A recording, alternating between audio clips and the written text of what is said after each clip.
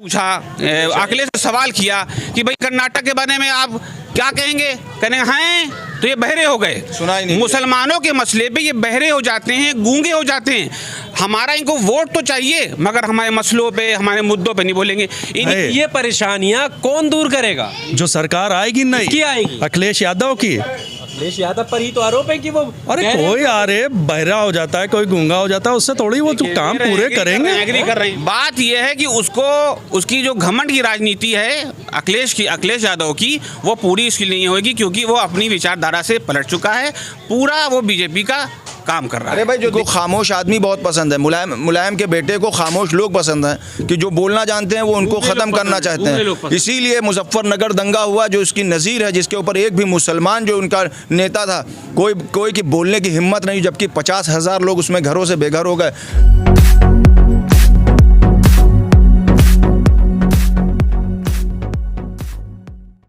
नमस्कार, आपके साथ मैं हूं आकिल रजा। मलिहाबाद में इस वक्त हम मौजूद हैं। मलिहाबाद में चौथे फेस में वोटिंग होनी है। 2 चरण अभी कंप्लीट हो चुके हैं, तीसरे चरण की तैयारियां हैं और ये चौथे चरण में इस जगह पर मतदान होना है। कई सारे लोग हैं, इनसे बात करेंगे कि चौथे चरण में ये जो मतदान करने वाले हैं किन मुद्दों के साथ करने वाले हैं, किस पार्टी का ज़्यादा दबदबा है और किन मुद्दों को जनता ध्यान में रखकर वोट करेगी। जी, क्या नाम हुआ सर? शुरुआत आपसे ही कर लेते। इनसे कर लीजिए भाई। इनसे भी कर लेंगे। इनसे पहले हम तो कर लेते। क्या माहौल है? माहौल अच्छा है। हाँ, काहे का, किस चीज़ का माहौल अच्छा है? चुनाव का बहुत अच्छा माहौल चल रहा है। ऐसा चुनाव जो हिंदुस्तान में इस वक्त अगर देखा जाए तो कहीं नहीं होता जितना अच्छा चुनाव उत्तर प्रदेश की इस विधानसभा सीट के ऊपर हो रहा है। मलिहाबाद विधानसभा सीट पर यहाँ के ऊपर जो पार्टियाँ लड़ रही हैं वो पहले भी लड़ चुकी हैं खूब, और उन्हीं ने खूब मलाइयाँ भी खाई हैं और काम कुछ नहीं किया। किस मुद्दे के साथ जनता वोट करेगी? जनता वोट कर रही है। अब मुद्दा तो कोई है नहीं, हम लोग समझते हैं। मुद्दा तो जो वादे सब करते हैं पूरे कोई नहीं करते हैं, और सब आजमाई हुई पार्टियां जो मौजूदा यहाँ बीजेपी के विधायक थे, उसके बाद वो सांसद हुए, उसके बाद वो मंत्री हो गए, उसके बाद उनकी पत्नी विधायक हो गई। काम विकास के नाम पे कुछ किया नहीं क्षेत्र के अंदर। जनता अभी कल की खबर है कि वहाँ कई गाँव से वो दौड़ाई जा रही हैं, वीडियो वायरल हैं। और मलिहाबाद जो अगर विकास की बात करी जाए तो जो लोग यहाँ से 4-4 बार मुख्यमंत्री रह चुके हैं, उन्हीं ने विकास के नाम पर यहाँ एक समझ लिए यूं ही छोड़ दिया। यहाँ मलिहाबाद में मौजूदा वक्त में एक भी डिग्री कॉलेज नहीं है, एक भी हॉस्पिटल नहीं है जिसके ऊपर 24 घंटे सेवा कोई उपलब्ध हो। अगर कोई अचानक एक्सीडेंट, छोटी घटना हो जाती है तो उसके लिए शहर जाना पड़ता है। अंदर चले जाइए, टूटी सड़कें मौजूदा हालत में मौजूदा। उस दिन जबकि कन्वेंस कर रहे थे जब भारतीय जनता पार्टी के लोग, तो मैंने गाड़ी रोक के उनसे बाकायदा कहा कि थोड़ी भी अगर शर्म हया बाकी है तो इस रोड के ऊपर रात में डामर ही डलवा देते, तब आते इस जगह मांगने के लिए। तो विकास तो इतना है, ये नाम बहुत है विकास का। और रही जो पीछे मौजूदा सरकारें रही हैं, हम लोग ने भरपूर की तरफ देख रहे हैं। फिर अब आगे किसको चुनेंगे? हम तो अब असदुद्दीन ओवैसी साहब की जो पार्टी है भागीदारी संकल्प मोर्चा, बाबू सिंह कुशवाहा जी के समर्थन से चल रही, हम लोग MIM पार्टी को ही वोट करेंगे। तो डॉक्टर अयूब भी साथ आ जी अल्हम्दुलिल्लाह। फर्क पड़ेगा? बिल्कुल फ़र्क पड़ेगा। जहाँ पर डॉक्टर अयूब अपना असर देंगे वहाँ उनके लोग। ये कहा जा रहा है कि अभी जो है समाजवादी पार्टी की लहर है, यही भारतीय जनता पार्टी को हरा सकती है।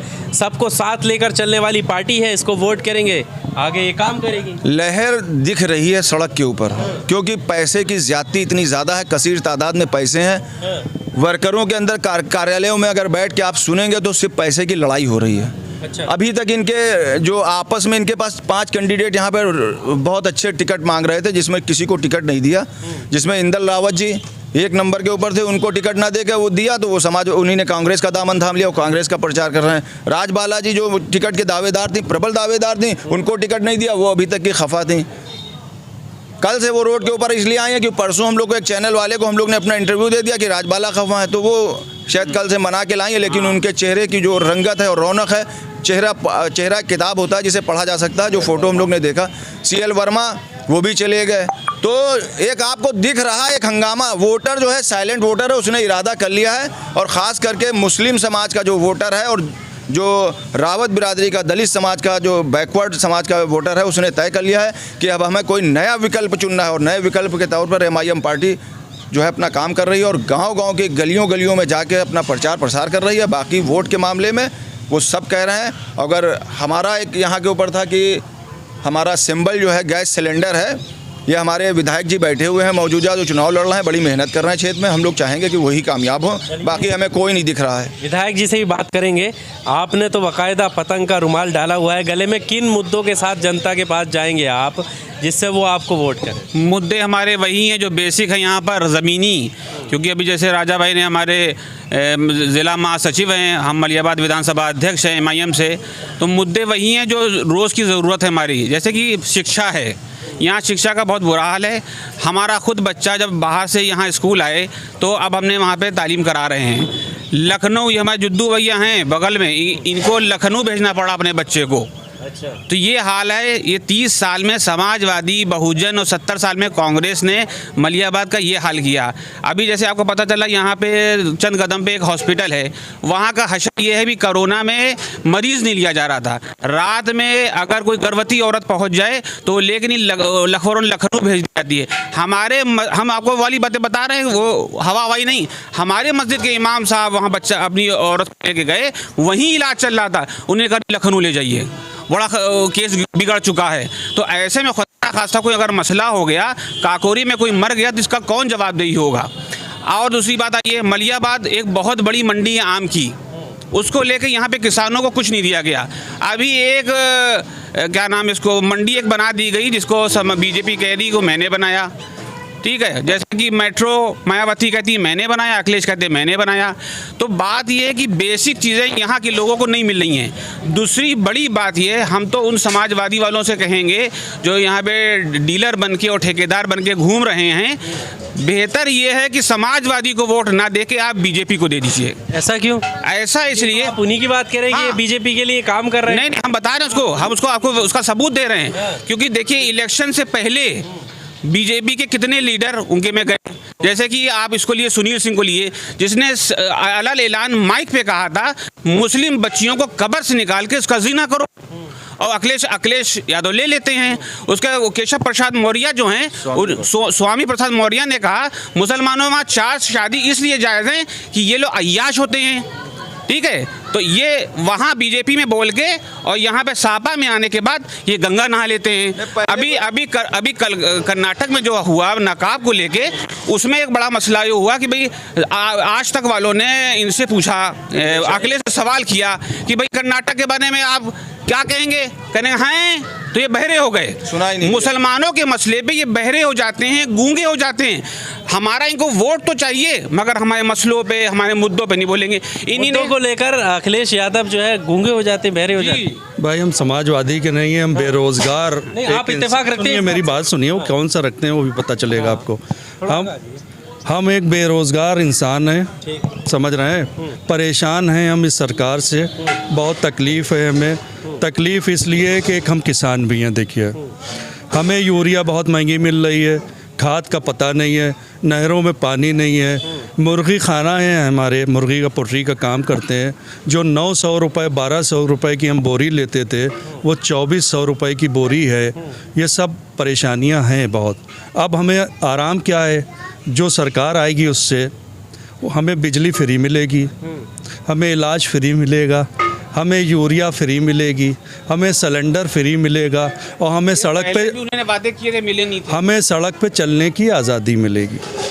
पर वो यही तो बात है, जैसे ये कह रहे हैं कि वादे हैं, ये हकीकत में अलग है। गवर्नमेंट में हुआ था, मुजफ्फरनगर उन्हीं गवर्नमेंट में हुआ था। वादे तो सभी करते हैं, वादे तो बहुत हो रहे हैं, वादों पे तो दुनिया कायम है। तो ये फिर वादे आपको पता तो चल जाता ना कि देखिए, लगातार बैक टू बैक इनकी सरकार हम अपनी परेशानी बता रहे हैं। हम ये नहीं बता रहे हैं कि कौन जीत रहा है कौन हार रहा है।